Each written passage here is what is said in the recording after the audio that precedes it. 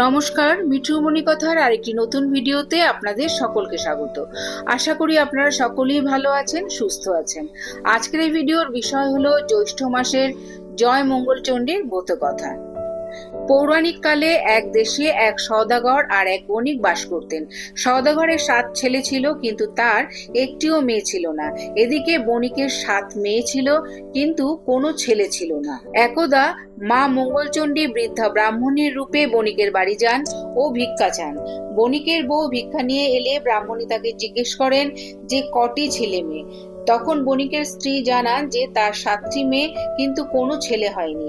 এতে মঙ্গলচণ্ডীর বেশে আগত ব্রাহ্মণী বলেন যে ছেলে হয়নি, আমি ছেলে আটকুড়ার মুখ দেখি না, আর মেয়ে আটকুড়ার ভিক্ষা লই না। এই বলে ব্রাহ্মণী সেখান থেকে চলে যাওয়ার উপক্রম করলে বণিকের ঘরণী তার পা ধরে কাঁদতে শুরু করেন। এরপর ব্রাহ্মণী তাকে একটি ফুল দিয়ে বলেন যে এই ফুল ধুয়ে খেলে তার ছেলে হবে। সেই পুত্র সন্তানের নাম জয়দেব রাখতে বললেন। এরপর সেখান থেকে সওদাগরের বাড়ি যান ব্রাহ্মণী। সেখানে গিয়েও তিনি ভিক্ষা চান। সওদাগরের স্ত্রী সোনার থালায় সিধে সাজিয়ে নিয়ে এলে তাকেও ব্রাহ্মণী ওই একই প্রশ্ন করেন। সওদাগরের স্ত্রী জানান যে তার 7টি ছেলে, কিন্তু একটি মেয়ে হয়নি। এরপর মা মঙ্গলচণ্ডীর ব্রাহ্মণী বলেন, বাছা, আমি ছেলে আটকুড়ার মুখ দেখি না, মেয়ে আটকুড়ার দান লই না।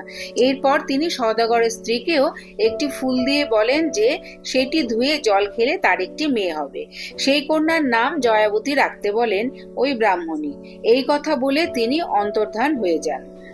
এদিকে সওদাগর ও বণিকের স্ত্রী সেই ফুল ধুয়ে খেতে শুরু করেন। এর প্রভাবে দুজনেই অন্তঃসত্ত্বা হন। সময় এলে সওদাগরের ঘর আলো করে মেয়ে সন্তান জন্ম নেয়, অন্যদিকে বণিকের কোল আলো করে ছেলে আসে। ব্রাহ্মণীর কথা মতোই ছেলে ও মেয়ের নাম রাখেন তারা। জয়দেব ও জয়াবতী বড় হতে লাগলো। একদিন জয়াবতী মা মঙ্গলচণ্ডীর পুজো করছিল। তখন জয়দেবের পায়রা উড়ে জয়াবতীর কোলে বসে। জয়দেব তাকে বলে, আমার পায়রা ধরেছ কেন? আমায় ফেরত দাও। জয়াবতী জানায় যে সে পায়রা ধরেনি, বরং নিজেই উড়ে এসে তার কোলে বসেছে, তাই সেই পায়রা সে ফেরাবে না। তখন জয়দেব রেগে গিয়ে বলে যে পায়রা না দিলে পুজোর সব উপকরণ সে ফেলে দেবে। তখন জয়াবতী বলে, এমন বলতে নেই, সে মা মঙ্গলচণ্ডীর জয় মঙ্গল ব্রত করছে। তখন জয়দেব জিজ্ঞেস করে, এই ব্রত পালন করলে কি হয়? এর উত্তরে জয়াবতী বলে, এই ব্রত পালন করলে কোনো কিছু হারিয়ে গেলে তা ফিরে পাওয়া যায়, স্বামী পুত্র জলে ডোবে না, খাড়ায় কাটে না, আগুনে পোড়ে না, এমনকি মৃত্যু মুখ থেকেও বেঁচে ফেরা যায়, আবার দেশের রাজা মরলে রাজা হওয়া যায়। একথা বলার পরই জয়দেবকে পায়রা ফিরিয়ে দেয় জয়াবতী। জয়দেব বাড়ি এসে দুঃখী মনে শুয়ে পড়ে। তার মা তাকে দুঃখের কারণ জিজ্ঞেস করে। সে নিজের মাকে জয়াবতীর সঙ্গে বিয়ের ইচ্ছা প্রকাশ করে। জয়দেবের মা বিয়ের বন্দোবস্ত করবেন বলে প্রতিশ্রুতি দেন। এরপর জয়দেবের বাবা প্রচুর উপহার পাঠিয়ে সওদাগরের কাছ থেকে নিজের ছেলের জন্য জয়াবতীর হাত চান। জ্যৈষ্ঠ মাসের একটি মঙ্গলবার তাদের বিয়ে ঠিক হয়। বিয়ের পর বাসর রাতে জয়দেব ঘুমের ভান করেছিল। সেই সময় জয়াবতী নিজের আঁচলের খুঁট থেকে গদ বের করে খায়। জয়দেব তাকে এমন করার কারণ জিজ্ঞেস করে। তাতে জয়াবতী জানায় যে মঙ্গলচণ্ডীর পুজো করেছে সে। এরপর পুনরায় জানতে চায় যে সেই পুজো করলে কি হয়। তার একই উত্তর দেয় জয়াবতী। পরদিন সকালে 7 ডিঙায় সোনা রত্ন নানান ধন দিয়ে মেয়েকে স্বামীগৃহে বিদায় করেন সওদাগর। সমুদ্রের চারিদিকে শুধুই জল। তখন জয়দেব তাকে বলে যে সেই সমুদ্রে দস্যুর ভয় রয়েছে, তাই জয়াবতীকে গায়ের সব গয়না খুলে তাকে দিতে বলে জয়দেব। একটি পুঁটুলিতে সব গয়না বেঁধে সেটি জলে ফেলে দেয় জয়দেব। জলে ফেলার সঙ্গে সঙ্গে একটি বোয়াল মাছ সেই গয়নার পুঁটুলি গিলে ফেলে। এরপর নববিবাহিত বরকনে ঘরে যায়।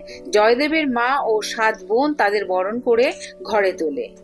এরপর পাড়ার সব মেয়েরা বউ দেখতে আসে। নতুন বউকে যে দেখে সেই নিন্দে করে, বলে একটি মাত্র মেয়েকে কোনো গয়নাগাটি না দিয়েই বিদায় করেছে। এ কথা শুনে জয়দেব সকলকে চুপ করতে বলেন। তা শুনে তার 7 বোন টোন কাটে ও বলে, শ্বশুর বাড়ির উপর দাদার কি টান। এরপর বৌভাতের দিনে নতুন সমস্যা তৈরি হয়। কোথাও মাছ পাওয়া যাচ্ছে না। কথা শোনার পর জয়াবতী সমুদ্রে জাল ফেলার পরামর্শ দেয়। জেলেরা কথা মতো সমুদ্রে জাল ফেলে সেই বোয়াল মাছটিকে ধরে, কিন্তু এতেও নতুন সমস্যা উৎপন্ন হয়, কারণ সেই মাছ কেউ কুটতে পারেনি। অবশেষে জয়াবতী বলে সে নিজেই মাছ কুটবে। শুনে সকলে হেসে উঠলেও জয়াবতী মা মঙ্গলচণ্ডীকে স্মরণ করে মাছ কুটতে বসে।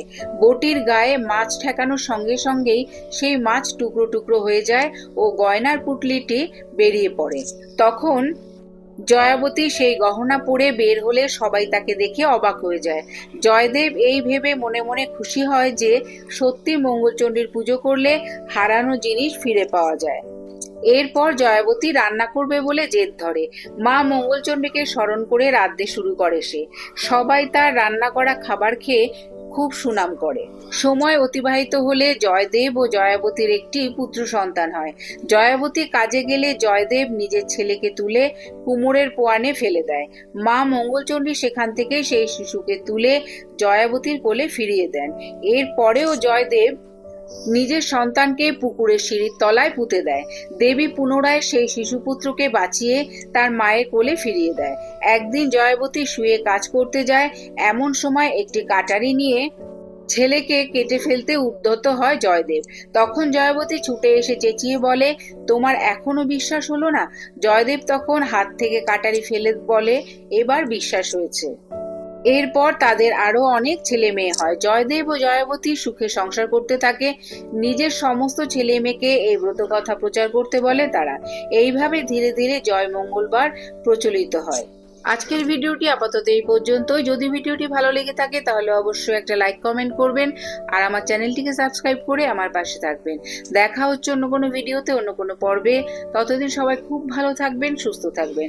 জয় মা মঙ্গলচণ্ডীর জয়।